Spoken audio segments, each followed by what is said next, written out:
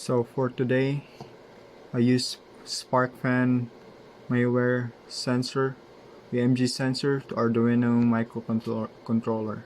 So I use Arduino Uno as a controller. Then I put the sensor signal pin to analog 5 here. That's what you can see.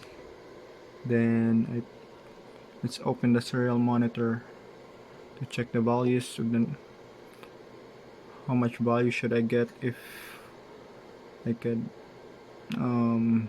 grip my hand the full force? So I got around 600 something to 500.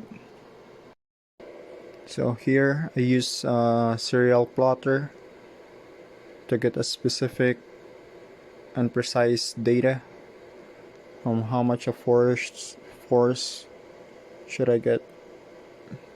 So here, when I grip this one, my first grip, this around 900 something, and here, which is cool.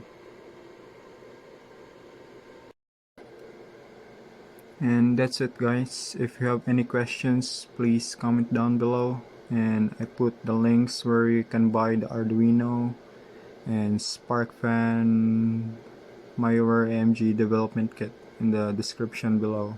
Please like and subscribe. Thank you.